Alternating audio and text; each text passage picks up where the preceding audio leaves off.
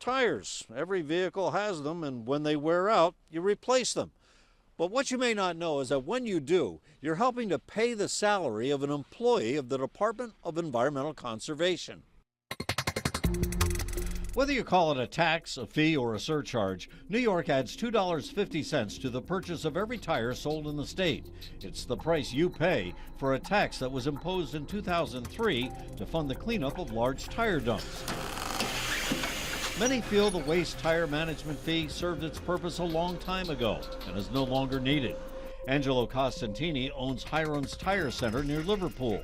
Last year, he collected about $18,000 in tire taxes and sent the money to Albany. When it was first brought into effect, I think it was a good idea. Clean up all these stockpiles of tires around the countryside. Think it's still necessary? At this point, probably not. 11 years ago, New York State had a huge problem. There were a number of large tire dumps. The worst was at the Fortino property in Oswego County, where more than 10 million used tires posed a toxic fire hazard and endangered health and the environment.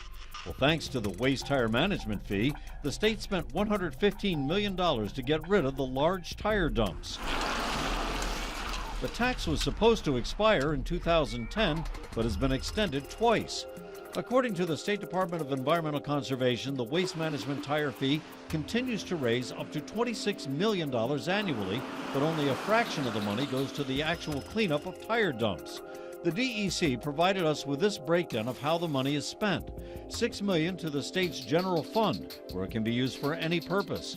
$14 million pays the salaries of employees in the DEC's Hazardous Waste Division, and the remaining $6 million is for waste tire abatement projects, which are now mostly small tire dumps scattered throughout the state. So, once a tax, always a tax? We decided to take the question to Governor Cuomo.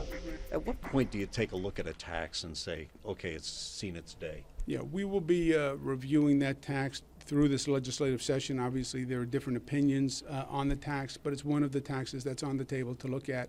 So should the tire tax finally be abolished? Well, that'll be up to the decision makers here in Albany, since it was their idea to begin with. As chairman of the Senate Finance Committee, Central New York State Senator John DeFrancisco is no fan of the tire tax. He says he tried to abolish it before, and he'll try again. And I got a feeling we're going to get some ammunition that will help us to try to convince the Assembly as well as the governor to get rid of that line item and get rid of that tax. State lawmakers could decide to do away with the tax or extend it for a third time because, as we've shown you, it's become a revenue source for other purposes. Right now, however, it's scheduled to expire at the end of 2016. Reporting from Albany, I'm Jim Kenyon.